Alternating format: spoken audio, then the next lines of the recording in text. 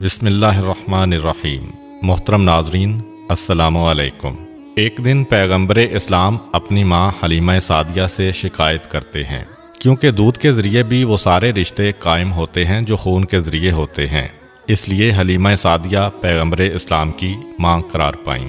شکایت کرتے ہیں کہ میں سارا دن سائے میں بیٹھ کر آرام کرتا ہوں، لیکن میرے بھائیوں کو جانور چرانے کے لیے سارا دن دھوپ میں جانا پڑتا ہے، صحراؤں میں گھومنا پڑتا ہے۔ یہ آپ کیسی ناانصافی کر رہی ہیں؟ کل سے میں بھی ان کے ساتھ جاؤں گا۔ جناب حلیمہ سعدیہ منع کرتی ہیں کہ بیٹا، تم میں اور ان میں فرق ہے، لیکن پیغمبر اسلام تسلیم نہیں کرتے۔ کہا کہ مجھ سے یہ برداشت نہیں ہو رہا کہ ایک گھر میں رہنے والے دو بھائیوں میں سے ایک آرام سے رہے اور ایک زحمت کے ساتھ رہے۔ میں خود اپنے بھائیوں کی خدمت کے لیے جاؤں گا۔ حلیمہ سعدیہ نے منع کرنا چاہا، کیونکہ فقط حلیمہ کے گھر کی ہی بات نہیں ہے، اب تو سارے قبیلے کی عزت کا معاملہ ہے، سارا قبیلہ احترام کرتا ہے۔ اگر لوگوں نے پلٹ کر مجھ سے پوچھ لیا کہ حلیمہ جو سارے قبیلے کے لیے برکت لے کر آیا، تم اسے ہی اپنے گھر کے کام کے لیے بھیج رہی ہو، تو میں کیا جواب دوں گی؟ مگر پیغمبر نے اتنا اصرار کیا کہ حلیمہ سعدیہ مجبور ہو گئیں، اور اگلے دن سے پیغمبر اسلام نے آقا کی حیثیت کے بجائے برابر کے ساتھی کی حیثیت سے اپنے بھائیوں کے ساتھ جانا شروع کر دیا۔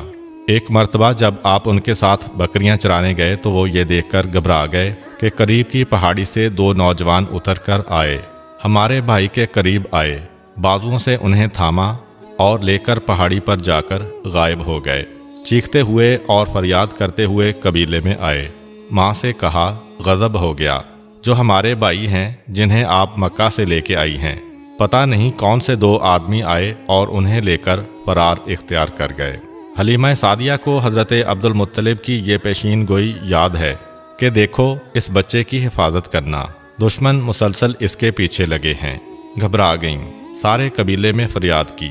قبیلے کے مرد و زن دوڑتے ہوئے آئے، اس پہاڑی پر چڑھنے لگے جہاں کا اشارہ کیا تھا، تو یہ دیکھ کر حیران ہو گئے کہ پہاڑی پر وہ بچہ بڑے آرام کے ساتھ اس انداز میں لیٹا ہوا ہے کہ سر پہ تاج ہے، جسم پہ شاہی لباس ہے۔ دو نوجوان دائیں بائیں بیٹھے ہوئے جسم دبا رہے ہیں، اور ایسا لگ رہا ہے کہ غلام آقا کے سامنے بیٹھے ہیں۔ سامنے سارے ہجوم کو آتے ہوئے دیکھا، ایک لمحے میں وہ لوگ غائب ہو گئے۔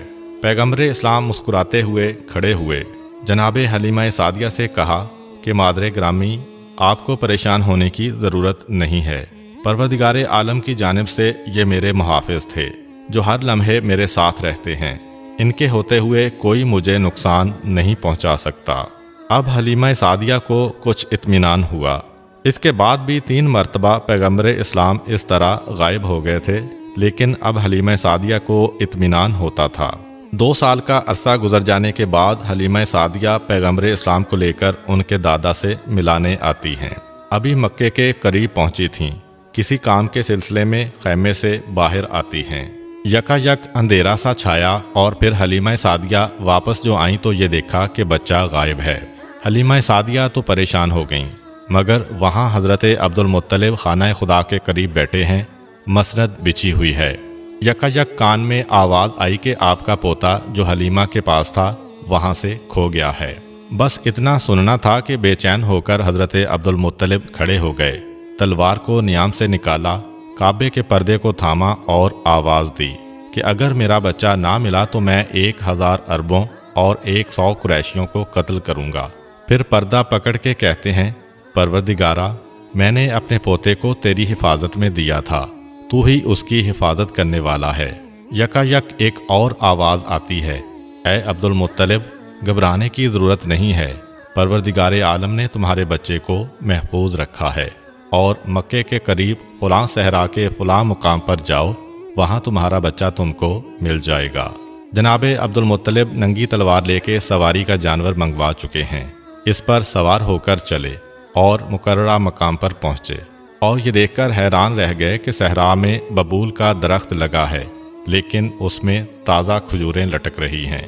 پیغمبر اسلام ان کھجوروں کو توڑ کے کھا رہے ہیں، اور دائیں بائیں 2 انتہائی خوبصورت نوجوان کھڑے ہیں۔ حضرت عبدالمطلب نے اندازے سے پہچان لیا کہ یہ میرا پوتا ہے، کیونکہ 8 دن کی عمر سے آج تک یعنی 2 سال کی عمر تک اپنے پوتے کو نہیں دیکھا تھا۔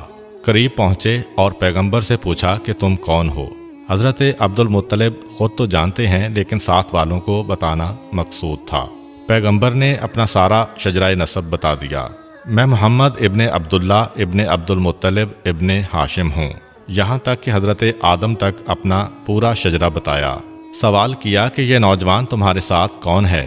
کہا یہ جبرائیل ہیں، یہ میکائیل ہیں، ہر وقت میری حفاظت کرتے رہتے ہیں۔ عبد المطلب نے کہا بیٹا میں تمہیں لینے آیا ہوں۔ کہا کہ میں تو خود آپ کا انتظار کر رہا تھا۔ جناب عبد المطلب اپنے ساتھ اپنے پوتے کو لے کر چلے، مکہ میں داخل ہوئے۔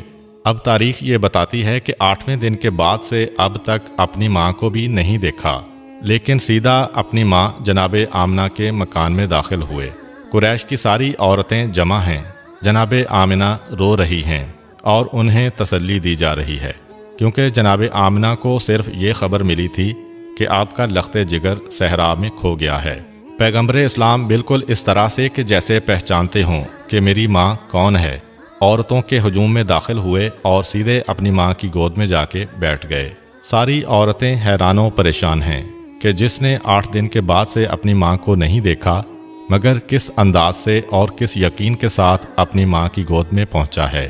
جناب عبد المطلب نے حلیمہ سعدیہ کو بلایا کہ دیکھو تمہیں اس کی حفاظت اور بڑھا دینا ہے۔ یہ اس لیے ہے کہ آج مکہ میں بعض یہودی آئے ہوئے ہیں، اگر یہ واقعہ انہوں نے دیکھ لیا تو انہیں پتہ چل جائے گا کہ یہ بچہ کہاں ہے۔ حلیمہ سعدیہ نے وعدہ کیا کہ اپنی جان سے زیادہ اس بچے کی حفاظت کروں گی۔ پیغمبر کو لے کر واپس اپنے قبیلے میں گئیں، یہاں تک کہ 5 سال گزر گئے۔ اب حلیمہ سعدیہ پیغمبر اسلام کو لے کے آتی ہیں۔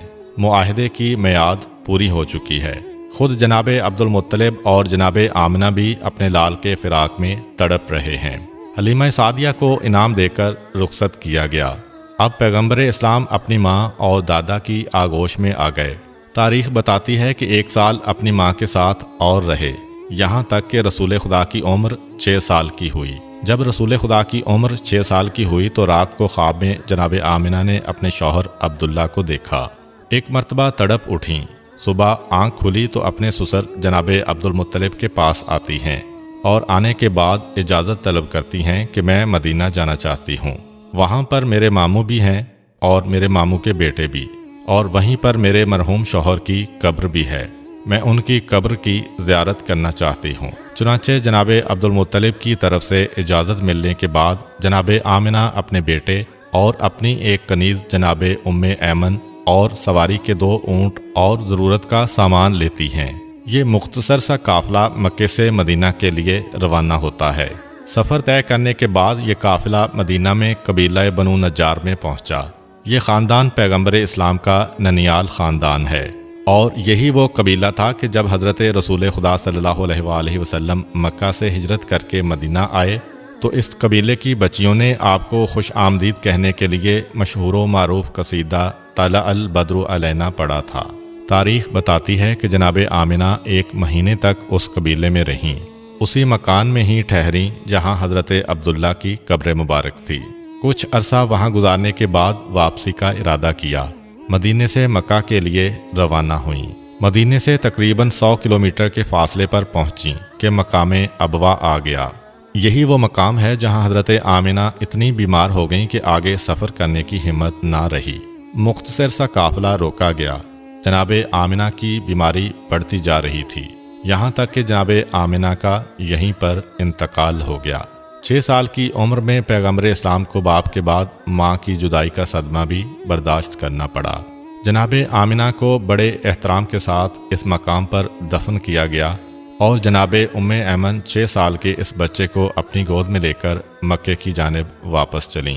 تاریخ کہتی ہے کہ پیغمبر اسلام کو اپنی والدہ اور ان کی قبر ہمیشہ یاد رہی، اسی لیے جب صلح حدیبیہ کے لیے پیغمبر اسلام مکہ جا رہے تھے تو اس وقت اسی مقام ابوا کے قریب سے گزر ہوا۔ چنانچہ وہاں سے گزرتے ہوئے پیغمبر اسلام نے کہا کہ قافلے کا رخ موڑا جائے، مجھے اپنی ماں کی یاد آ رہی ہے، میں اپنی ماں کی قبر کی زیارت کرنا چاہتا ہوں۔ پیغمبر اسلام اپنی ماں کی قبر پر پہنچتے ہیں اور زاروں قطار روتے ہیں۔ بہرحال جناب ام ایمن 6 سال کے اس بچے کو لے کر مکہ پہنچیں اور ان کو ان کے دادا حضرت عبد المطلب کے سپرد کیا۔ 118 سال کی عمر ہے جناب عبد المطلب کی، ضعیفی کا عالم ہے، لیکن پیغمبر اسلام کو اپنی کفالت میں لیا۔ 1 سال تک پیغمبر جناب عبد المطلب کے پاس رہے اور اسی سال میں وہ واقعہ پیش آیا جو ہم نے اپنی پچھلی ویڈیو میں بیان کیا تھا۔ یہودیوں نے رسول خدا کی دعوت کی اور یہ ارادہ کیا کہ حرام کھلا کر دیکھیں کہ یہ رسول ہے کہ نہیں، اور ناکام ہو گئے۔ جب پیغمبر اسلام کی عمر 7 سال کی ہوئی اور حضرت عبد المطلب 119 سال کے ہوئے، تب ایک ایسا واقعہ پیش آیا جس میں پیغمبر اسلام کے پاس کچھ ایسے تحفے آئے جو پیغمبر اسلام کی ساری زندگی پیغمبر کے ساتھ ساتھ رہے۔ وہ واقعہ یہ تھا کہ اسی زمانے میں یمن کے حاکم سیف نے مکے پر قبضہ کر لیا اور مکے کو اپنی حکومت میں شامل کر لیا۔ جناب عبد المطلب ان دنوں مکہ میں نہیں تھے۔ جب واپس آئے تو پتہ چلا کہ یہ واقعہ پیش آیا ہے۔ مکے والوں کی سلامتی عبد المطلب اپنی ذمہ داری سمجھتے ہیں۔ کہا کہ میں خود حاکم یمن سے جا کے بات کروں گا اور اسے بتاؤں گا کہ یہ خدا کا محترم شہر ہے، یہاں والوں پر نہ کوئی ٹیکس لگایا جائے نہ ظلم کیا جائے۔ اپنے ایک مختصر سے وفد کو تیار کیا اور مکہ سے یمن چلے۔ جناب عبد المطلب کی عادت میں یہ شامل تھا کہ جب کہیں جاتے تھے تو رسول خدا کو ساتھ نہیں لے کر جاتے تھے، اس لیے کہ مکہ میرا شہر ہے، یہاں پہ ہم حفاظت کر سکتے ہیں۔ مکہ کے باہر اگر خدا نخواستہ کوئی حملہ ہو جائے تو حفاظت ممکن نہیں، بلکہ یہ اطمینان بھی ہوتا تھا کہ میں جا رہا ہوں لیکن میرا بیٹا ابو طالب میرے پوتے کی حفاظت کرے گا۔ لیکن حضرت عبد المطلب کی وفات کے بعد حضرت ابو طالب کا طریقہ کار اس کے الٹ ہو گیا۔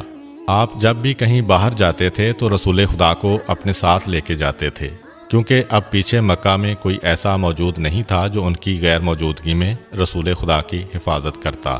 حضرت عبد المطلب یمن جب پہنچے تو وہاں کا حاکم سیف چھٹی منانے گیا ہوا تھا۔ اس حاکم کا طریقہ یہ تھا کہ موسم بہار میں عید نوروز سے 40 دن تک حکومت کے سارے کام بند کر دیتا تھا۔ ایک بڑا عالی شان باغ اس نے لگایا ہوا تھا اور اس باغ کے اندر ایک بہت ہی خوبصورت محل بنایا گیا تھا جس کے کئی دروازے تھے۔ 40 دن تک اسی محل میں جا کے بیٹھ جاتا تھا اور سپاہیوں کو سخت ترین حکم تھا کہ کسی کو میرے پاس نہ آنے دینا، چاہے میرے اپنے بیٹے ہی کیوں نہ ہوں۔ 40 دن سارے امور مملکت سے چھٹی پا کر یہ آرام کرتا تھا۔ جناب عبد المطلب یہاں پہنچے تو پتہ چلا کہ حاکم یمن چھٹی منا رہا ہے۔ جناب عبد المطلب پریشان کہ مجھے مکہ جا کر اپنے امور کو سنبھالنا ہے، 40 دن تو یہاں نہیں رکا جا سکتا، اور اس کے بعد بھی پتہ نہیں کہ حاکم کتنے دن اور روک لے۔ آخر یہ دیکھا کہ باغ کے راستے سے تو جانا ممکن نہیں، مگر صحرا کے راستے سے جو بالکل ویرانہ ہے اس طرف جو دروازہ ہے وہاں سے جایا جا سکتا ہے۔ محل کے دروازے پر پہنچے، سپاہی سے کہا کہ جا کے بتاؤ کہ میں مکے سے آیا ہوں، میرا نام عبد المطلب ہے۔ سپاہی نے انکار کر دیا کہ مجھے قتل کر دیا جائے گا اگر میں نے آپ کا نام بھی اندر پہنچایا تو۔ حضرت عبد المطلب نے یہ سنا تو 100 سرخ اشرفیاں اپنے تھیلے سے نکال لیں اور اس کے حوالے کیں کہ یہ میری طرف سے انعام ہے اور یہ میرا وعدہ ہے کہ تمہیں کوئی نقصان نہیں پہنچے گا، اگر نقصان پہنچے تو میری ذمہ داری ہے، تمہارے نقصان کو میں پورا کروں گا۔ اب جب 100 اشرفیاں دیکھیں تو وہ بھی ایک لمحے کے لیے بھول گیا کہ کتنا بڑا خطرہ مول لے رہا ہوں۔ محل کے اندر گیا، جانے کے بعد دیکھا کہ حاکم محل کے بیچ میں بیٹھا ہے۔ کہا کہ ایک انتہائی مقدس اور ضعیف شخص مکے سے آیا ہے، آپ سے ملاقات کرنا چاہتا ہے۔ حاکم یمن سیف نے سنا، ایسا لگا کہ اسے بھی کسی آنے والے کا انتظار تھا، ورنہ یہ حاکم وہ تھا کہ جس کا حکم تھا اگر میرے بیٹے بھی میرے پاس آئے تو میں ان کو قتل کر دوں گا۔ ننگی تلوار رکھی بھی ہوئی ہے، لیکن اس وقت یہ سننے کے بعد کہ ایک اجنبی شخص مکے سے آیا ہے تو یہ سن کر کہتا ہے کہ جاؤ اسے بلا کر لاؤ۔ یہ جملہ بتا رہا ہے کہ حاکم نے مکے پہ قبضہ کیا تو اس کا کوئی مقصد تھا، اور اب غالباً اسے انتظار تھا کہ مکے سے ضرور کوئی میرے پاس آئے گا۔ سپاہی نے محل کے دروازے پر جا کر حضرت عبد المطلب سے کہا کہ آئیے۔ سپاہی خود حیران ہے، اسے یقین نہیں آ رہا۔ اب جب پیغام دے کے آ گیا تو سوچ رہا ہے کہ میں نے کتنی بڑی حماقت کر دی، مگر یقین نہیں آ رہا کہ آج کیا معجزہ ہو گیا۔ حضرت عبدل مطلب کو لے کر محل کے اندر پہنچا۔ حاکم یمن محل کے اندر بیٹھا ہے، ایک پہلو میں ننگی تلوار ہے، ایک پہلو میں شراب کا جام ہے۔ جناب عبدل مطلب کو آتا ہوا دیکھا، کھڑے ہو کر استقبال کیا۔ آپ کہاں سے تشریف لائے ہیں؟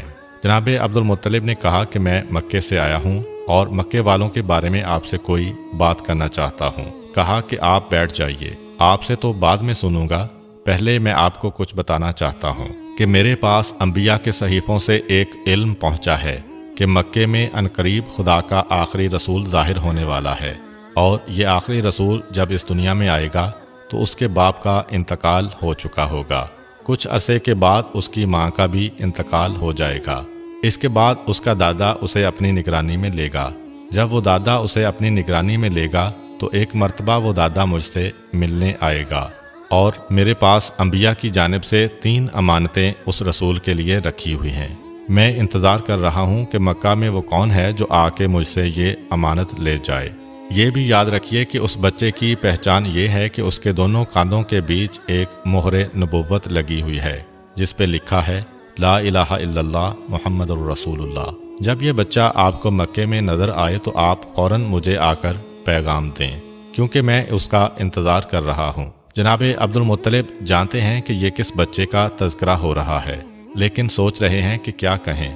یہ بھی نہیں کہہ سکتے کہ وہ میرا پوتا ہے، کہیں حاکم یہ نہ سمجھ لے کہ امانت کا نام سن کر اپنے آپ کو کہہ دیا، اور یہ وعدہ بھی نہیں کر سکتے کہ جب وہ بچہ آئے گا تو میں آپ کو بتاؤں گا۔ یہ بھی ایک طرح سے غلط وعدہ ہے۔ بیٹھے ہوئے ہیں۔ سیف مسکرا کے کہا، فقط اتنا ہی نہیں، میرا اندازہ یہ ہے کہ اس بچے کے دادا آپ ہی ہیں، اور وہ بچہ اس وقت آپ کے گھر میں پیدا ہو چکا ہے۔ جناب عبد المطلب نے کہا کہ ہاں، جو علامتیں آپ نے بتائی ہیں ان علامتوں کے مطابق تو میرا پوتا ہے، اور مجھے یہ بھی پتا ہے کہ میرا پوتا اللہ کا آخری رسول ہونے والا ہے۔ مجھے اس کے بارے میں سب کچھ معلوم ہے۔ سیف نے کہا کہ اچھا، کل دربار میں آپ سے ملاقات ہوگی اور وہاں پہ میں آپ سے تفصیلی بات چیت کروں گا۔ جناب عبد المطلب رخصت ہو کر باہر آ گئے، اور یمن میں جس کو یہ اطلاع ملی سب نے ایک مرتبہ حیرت کے مارے دانتوں میں انگلیاں دبا لیں۔ یہ کیسے ممکن ہے کہ ان دنوں میں کوئی آدمی جائے اور زندہ واپس آ جائے؟ اور اس سے زیادہ حیرت اگلے دن ہوئی کہ 40 دن سے زیادہ حاکم شہر والوں سے کٹ جاتا تھا، لیکن اب محل سے باہر نکل آیا۔ اگلے دن دربار سجایا گیا، اور دربار میں باقاعدہ مکے کے وفد کو شاہی مہمان کی حیثیت سے بلایا۔ حاکم نے جناب عبد المطلب کو اپنے پہلو میں بٹھایا اور سارے وفد میں بھاری انعامات تقسیم کیے۔ اب جناب عبد المطلب انتظار کر رہے ہیں کہ اب وہ امانتیں کب ملتی ہیں۔ حاکم نے کہا کہ راز کی بات ہے جو میں دربار میں سب کے سامنے نہیں کہہ سکتا، شام کو آپ میرے محل میں آئیے، جب آپ کو رخصت کیا جائے گا تو یہ امانتیں آپ کو دے دی جائیں گی۔ اب حضرت عبد المطلب کو انتظار ہے۔ شام کا وقت آیا۔ حضرت عبد المطلب شام کو محل میں گئے تو حاکم یمن نے 3 جانور پیش کیے۔ کہا کہ یہ 3 جانور میری طرف سے آپ کے اس پوتے کے لیے تحفہ ہے کہ جو اللہ کا آخری رسول ہونے والا ہے، اور اگر میں زندہ رہا تو یقیناً اس کی مدد کروں گا۔ حاکم یمن ایک اونٹنی، ایک خچر اور ایک گھوڑا تحفے میں پیش کرتا ہے۔ یہ اونٹنی تاریخ اسلام میں بڑی اہمیت رکھتی ہے، کیونکہ پیغمبر اسلام نے جو اپنا آخری خطبہ دیا تھا وہ اسی اونٹنی کے اوپر سوار ہو کر دیا تھا، جو حاکم یمن کی طرف سے رسول خدا کو ملی تھی۔ یہ تینوں جانور پیغمبر اسلام کے ساتھ مدینے میں بھی تھے۔ چنانچہ تاریخ بتاتی ہے کہ جب پیغمبر اسلام ہجرت کر کے گئے تو حضرت علی علیہ السلام کو بستر پہ سلایا گیا، اور ایک اور ذمہ داری آپ کے سپرد کی گئی کہ خاندان بنی ہاشم کی جو عورتیں ہیں جنہیں رسول خدا اپنے ساتھ لے کر نہیں گئے تھے، انہیں اور ان جانوروں کو اور خاندانی تبرکات کو لے کے مجھ سے مدینے میں ملاقات کرنا۔ تو یہ پیغمبر اسلام کے پاس وہ تحفے تھے کہ جو حاکم یمن کے ذریعے ان تک پہنچے اور آخری وقت تک پیغمبر کی خدمت میں رہے۔ حاکم یمن نے بتایا کہ یہ گھوڑا پروردگار عالم کی جانب سے ایک معجزے کے نتیجے میں وجود میں آیا، اور اس اونٹ کے بارے میں بھی روایت ہے کہ یہ خاص الخاص تحفہ پیغمبر اسلام کے لیے بنایا گیا۔ حاکم نے تینوں جانوروں کے بارے میں بتایا کہ اس اونٹنی پر میں اگر 6 مہینے بھی سفر کروں تو یہ تھکتی نہیں ہے اور اپنے سوار کو پریشان نہیں کرتی۔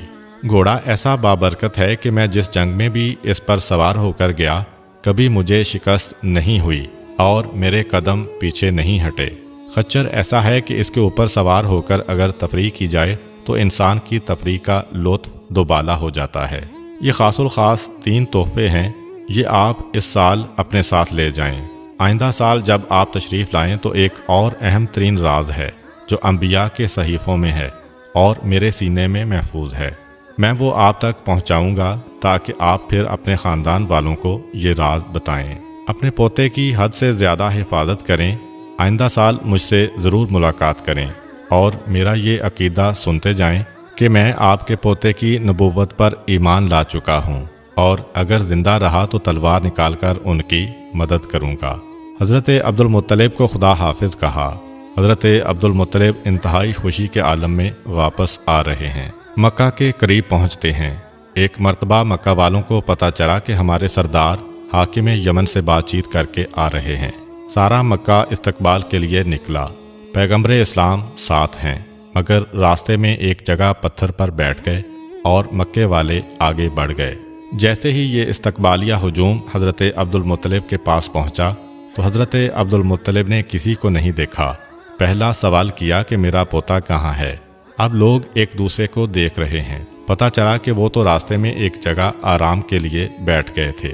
ہم آگے نکل آئے۔ جناب عبد المطلب نے کہا کہ میں کسی سے ملاقات نہیں کروں گا جب تک کہ اپنے عبداللہ کی نشانی کی زیارت نہ کر لوں۔ سب کو ہٹا کر آگے بڑھے اور خود پیغمبر اسلام کے پاس پہنچے۔ کہا کہ یہ 3 تحفے میں تمہارے لیے لایا ہوں۔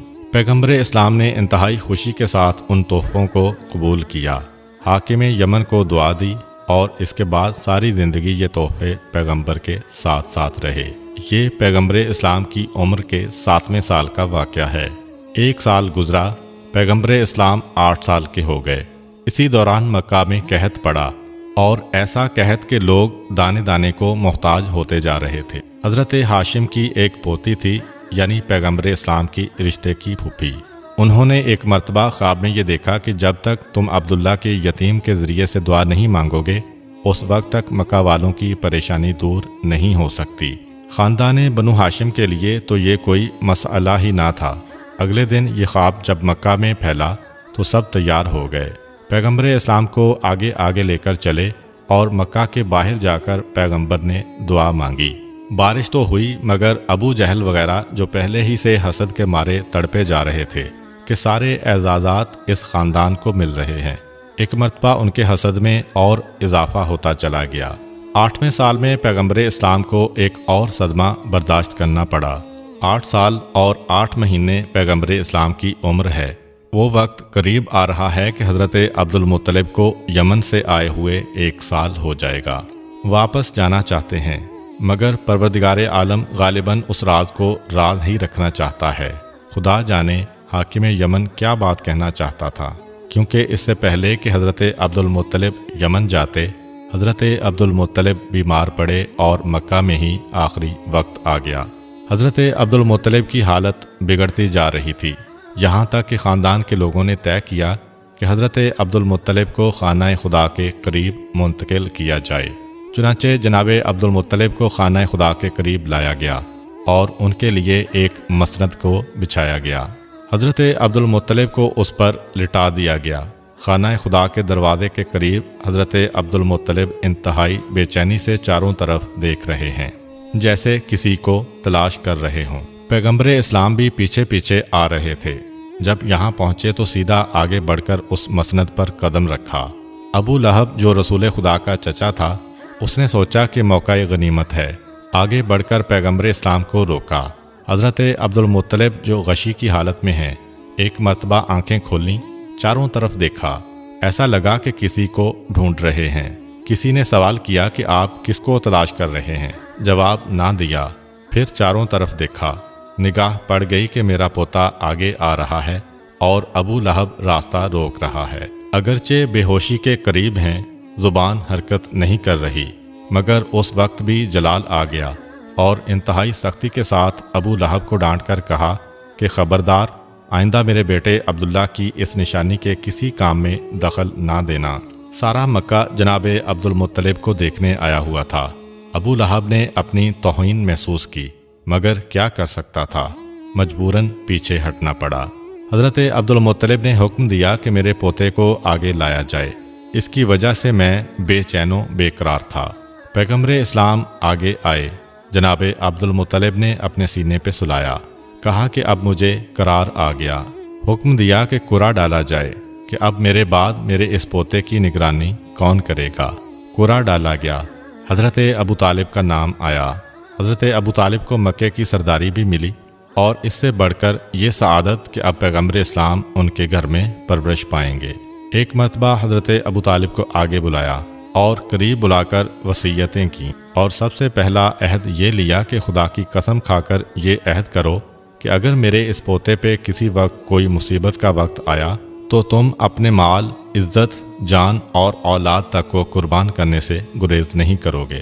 ابو طالب، جن کا تو خود اعتقاد یہی ہے، اپنے والد سے خانہ خدا کے سامنے قسم کھا کے یہ عہد کرتے ہیں، اور اس کے بعد دوسری نصیحت کہ بیٹا ویسے تو تمہیں سب سے بچانا ہے میرے اس پوتے کو، مگر خاص طور پر یہودیوں سے اور قریش کے حاسدوں سے ہوشیار رہنا۔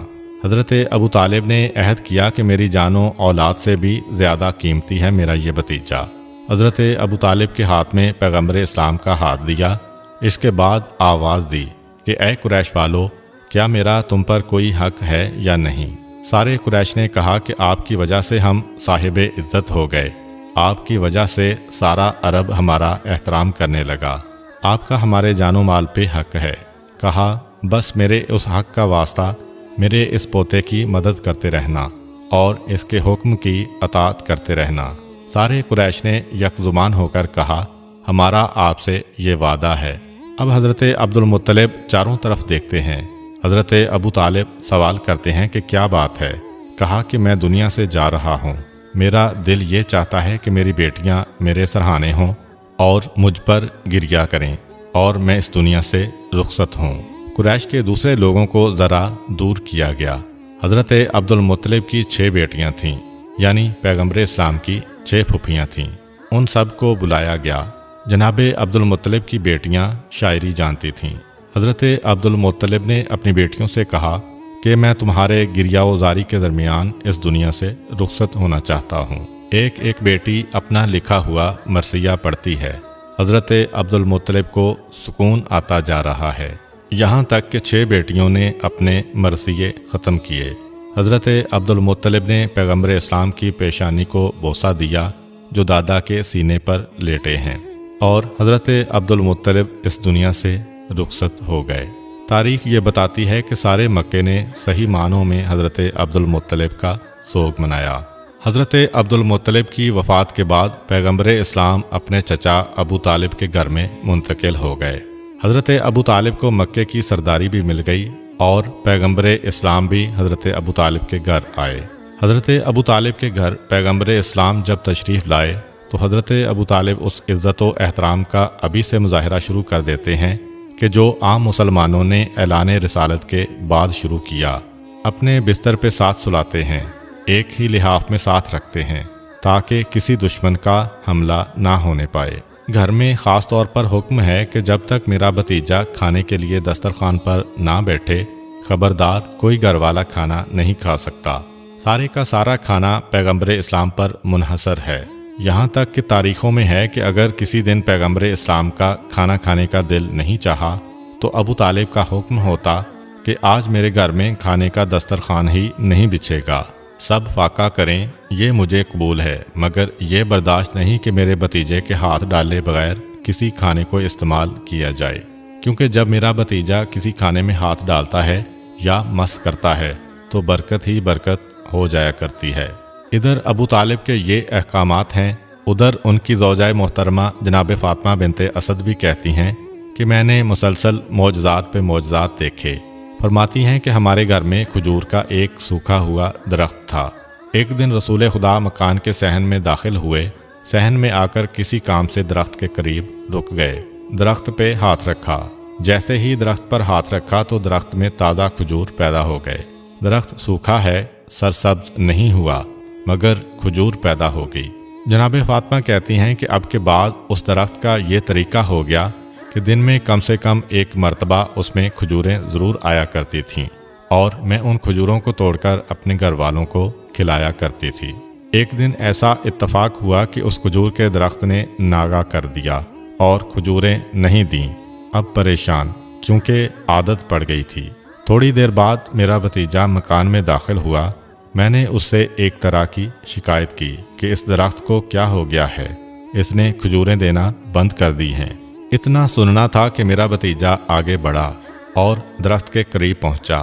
جناب فاطمہ بنت اسد فرماتی ہیں کہ میں نے دیکھا کہ درخت کی شاخیں جھکیں، پیغمبر اسلام کے چہرے کے قریب آئیں۔ پیغمبر اسلام نے اسے کچھ کہا تو اس میں تازہ کھجوریں آ گئیں، اور میرے بھتیجے نے کہا کہ چچی، اب اس کے اندر کھجوریں نہ ہونے کی کبھی آپ کو شکایت نہیں ہوگی۔ بس یہ کہہ کر میرا بھتیجا تو آگے بڑھ گیا۔ میں نے ایک مرتبہ اپنے ہاتھ اٹھائے، پروردگارا، اتنا بڑا مقام ہے میرے بھتیجے کا، اس کا واسطہ تو مجھے ایک ایسی اولاد عطا فرما جو اسی کی مثل ہو اور ہمیشہ اس کا ساتھی بن کر رہے۔ جناب فاطمہ بنت اسد کہتی ہیں کہ جب میرے گھر میں میرا چوتھا بیٹا پیدا ہوا جس کا نام ہم نے علی رکھا، تو مجھے یقین تھا کہ یہ ضرور اس دن کی دعا کا نتیجہ ہے جو میں نے پیغمبر اسلام کے معجزے کو دیکھ کر مانگی تھی۔ اب پیغمبر اسلام اس گھر میں اس انداز سے رہ رہے ہیں کہ ابو طالب باپ جیسی محبت دے رہے ہیں اور فاطمہ بنت اسد واقعاً ماں بن کر پیغمبر اسلام کی پرورش کر رہی ہیں۔ امید کرتا ہوں کہ آپ کو آج کی ویڈیو اچھی لگی ہوگی۔ اگر آپ کو ہماری ویڈیو اچھی لگی ہے تو ویڈیو کو لائک کریں اور مزید اس طرح کی ویڈیوز دیکھنے کے لیے ہمارا چینل سبسکرائب کر لیں۔ ملتے ہیں نیکسٹ ویڈیو میں، اجازت دیجیے، اللہ حافظ۔